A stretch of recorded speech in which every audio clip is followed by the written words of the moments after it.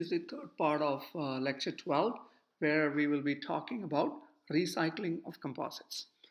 And one of the reasons why we want to address recycling in this class is because it is not just enough to understand about composites. It is also important to understand what is coming down the pipeline. And the other reason is that the general tendency in every industry is to just get rid of old stuff and throw that into the landfill. In the future, that is probably not going to be sufficient. We need to be able to recycle them and to recycle them into newer uses. And why? Because when you take a primary stress um, component, I mean, like, primary structural component, it is not going to be, when you recycle that into something else, it may not be able to take the same levels of load and stresses like the first time you made that component. So the idea is that there is going to be a lot of legislation that is already being developed, um, especially in Europe, and it does not matter which type of administration is going to be in power, but as users, we need to be able to understand how to recycle them and how to use it in a way that is environmentally sustainable. In Europe, especially, a lot of components, especially for the automotive industry, are being made from composites. But the requirement is that by 2015, so there is a lot of rules that are already on the books in Europe. By 2015, 95% of the vehicle manufactured has to be recycled or recovered. And for composite parts, especially in aircraft and things like that, or say wind turbines and things like that, there is quite a bit of material that has to be replaced or repaired or to be reused. And so it's important for you to understand what that background is and what is happening in the real world out there. So that said,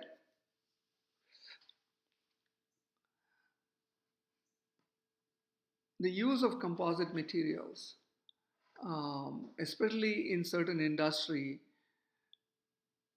there is a key barrier because um, everybody thinks that there is not enough recycling taking place in the case of composites as it takes place in the case of metals. So uh, there is a lot of material being thrown away and that needs to be addressed right now. So what are the issues with composite recycling? Thermosetting polymers, which is the major part of composites, are cross-linked and cannot be remolded compared to thermoplastics. And some thermosetting polymers can be converted back into their original monomer, such as polyurethane, but still you are not going to get back the same amount. And polyester and epoxies, it's not really practical to depolymerize to their original constituents. By their very nature, they are mixtures of different materials. So how are you going to combine the two? How are you going to be separating the two or three materials and bring it back to what it was before? So that's the first issue. And the second issue is that when you have been using a component for a long time, there is going to be contamination. And you are not going to use composites as it is. There are going to be metals associated with that. So, how do you collect, identify, sort, and separate that scrap material is very, very important.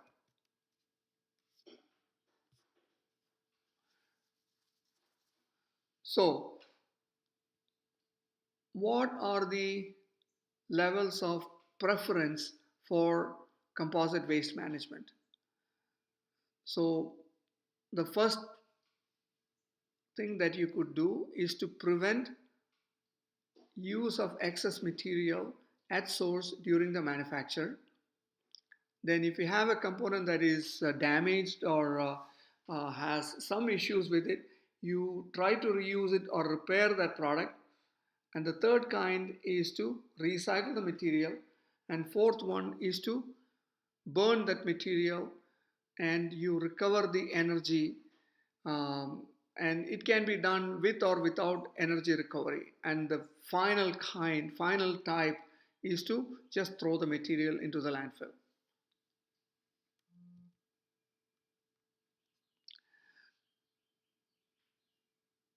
Where does many of these things come from? Many of these things come from the European Union's end of life vehicles directive in 2000. So they said that um, they want to prevent pollution and make vehicle dismantling and recycling more environmentally friendly. And because composites were being used more and more in automobiles, so these had to be reused. So many of them are made from polypropylene carbon fiber reinforced composites, so which means they can easily be recycled. But if you use a thermoset type of a material, that is not going to be recyclable. And the other thing is that the manufacturers have agreed to make components that do not contain mercury, chromium, cadmium, or lead, which makes the recycling extremely tough and toxic. So, for any vehicle, there are going to be polymers, rubber, glass, and electronic components, and uh, roughly 50% of such materials will need to be recoverable. And there are 10 countries in the list, but only Netherlands, Sweden, Germany, and Austria have made substantial progress. Japan and South Korea are also following the thing. And in the US, we only have rules related to mercury and tires. And there are 4 states out of 50 that have rules on the books related to mercury switches, and there are rules on the books in 48 states related to scrap tires. So, how do you store them? How do you recycle them, and etc. So, how does it all relate to composites? If composites have to be used in automobiles and other high volume applications, they will need to have recycling methods in place.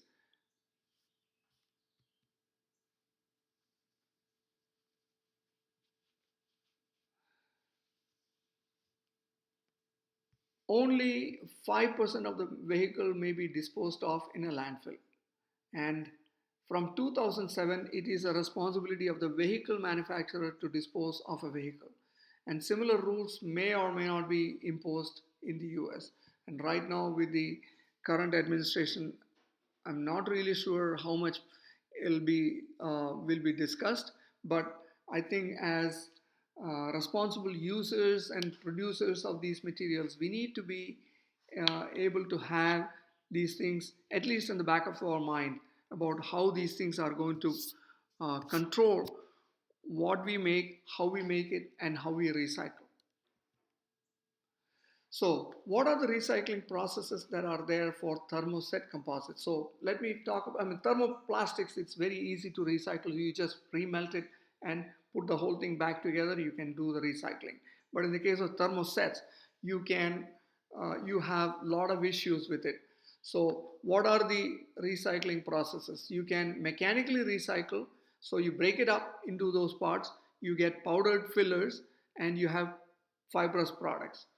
So the fibrous products could be potential reinforcement, and the next one would be thermal processes. So you burn it with energy recovery and material reutilization, or you can clean the fibers and fillers with energy recovery, or you pyrolyze that from to get chemical products, fibers and fillers. And you can see that fibers is listed as FIBRES, which means this comes from a paper from Europe. So what are the mechanical recycling processes? So they have investigated that for both glass fiber and carbon fiber reinforced composites. So they crush the material, which is you have to do slow speed cutting and crushing mill to reduce the material to pieces 50 to 100 millimeter in size. Then you use a hammer mill or other high speed mill to grind into finer product. So, and then you have to classify the operation to grade the resulting recycled material into fractions of different sizes. So you're going to have a combination of fiber, matrix and filler, and the fines will contain more matrix and coarse will contain more fiber. So the industrial scale operation is done in two companies. There may be, I mean, this is from 2015, so there may be more companies that are coming online, but I have not seen that yet.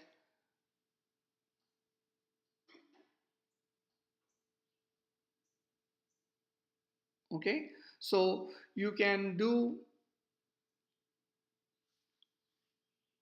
two most common grades of thermoset glass fiber composites, and 10% is recyclable. Property reductions are manageable, but higher levels of recycling is going to be extremely hard, because the processing is going to be hard, because the bonding between the resin and the recycled material is very, very poor, and it compromises the properties. And if you use more than that, it is going to introduce porosity. It may be good for acoustic properties, but it is not good for the structural components. So what are the applications? You can make acoustic panels, you can make plastic lumber, you can make reinforced wood particle board, or you can do reinforcement for asphalt.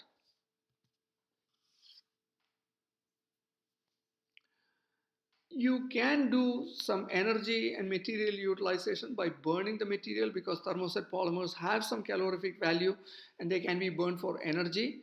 But some of the fillers are not, I mean, you can't burn them. So glass is not, you can't burn them. So that's going to be a difficult thing. And you cannot really throw this into the landfill. I mean, if they see it, if somebody finds out, you're going to be in deep trouble.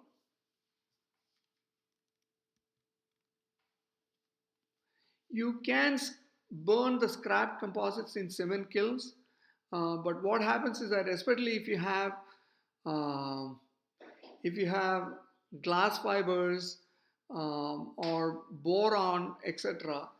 Uh, I mean, one of the reasons is that it can be used in as a cement filler. But if you add this into the cement as a cement filler, then it'll take too long for the cement to set. So you cannot really use more than 10% of the fuel input to a cement kiln with the polymer composite material.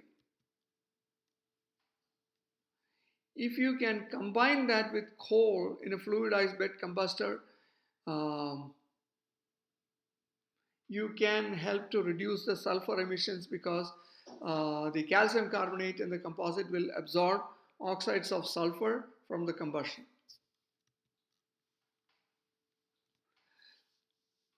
In any composite, the fibers are the most important recoverable phase of highest value.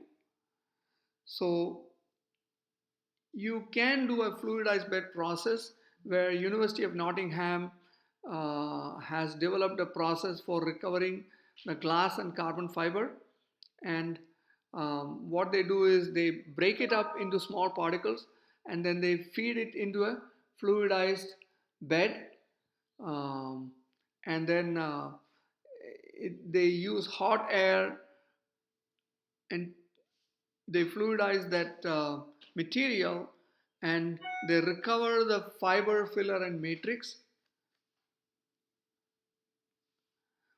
The matrix by itself may be burned to recover energy. The fibers are clean and do not have matrix around it. So this is a schematic of the process.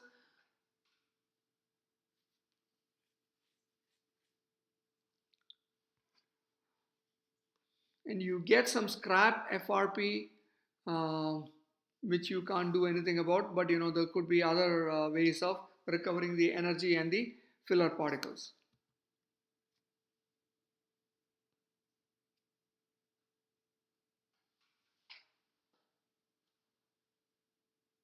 The polymer will volatilize at 450 degrees centigrade and it will release the fibers into the gas stream, so you can just remove that. If you have epoxy resins, then you need higher temperatures of up to 550 degrees centigrade for volatilizing the polymer. And the advantage of this fluidized bed process is that it is very tolerant of mixed and contaminated materials. But what happens is that if you have glass fibers, this process will decrease the strength of the glass fibers by 50% or more. And one of the other reasons is that the thickness of the diameter of the fibers also goes down quite drastically. And the carbon fibers reduces by about 20% or more, which you might be willing to accept. So in this process, you are going to be pyrolyzing or you can also do pyrolysis in the absence of oxygen. And in that pyrolysis, it breaks down the lower molecular weight organic substances, and there is also a solid carbon char product. And if you recover the material from the scrap composite, then it can be used as a feedstock for further chemical processing. And the gases evolved are used as fuel for other heating applications. If you have steam in the stream, in the gaseous stream, then it can increase the rate of polymer degradation. So this is again a schematic of the pyrolysis process for recovering energy and materials.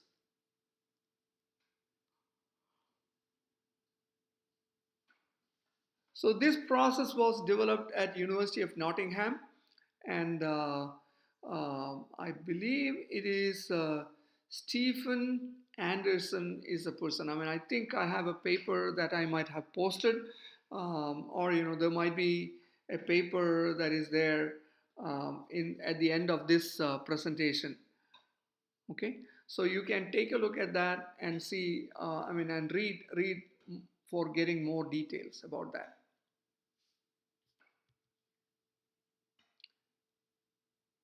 There is another process called solvolysis, where they are using supercritical propanol or supercritical water and methanol. They use that to recover the chemicals from the composite material. And the benefit is that it can recover the individual components, and supercritical water is useful from an environmental point of view because it is a cleaner process. So what are some of the applications of recycled composites? You can use that to make anti-static paints and coatings, thermoplastic polymers, then you can reuse them for EMI shielding, epoxy coatings in flotation modules, composite tooling, non-wovens, and high temperature insulation. So those are some of the applications, but at the very least you should understand that it can be used for composite tooling and anti-static paintings and coatings. So that's about it, and I will stop right here.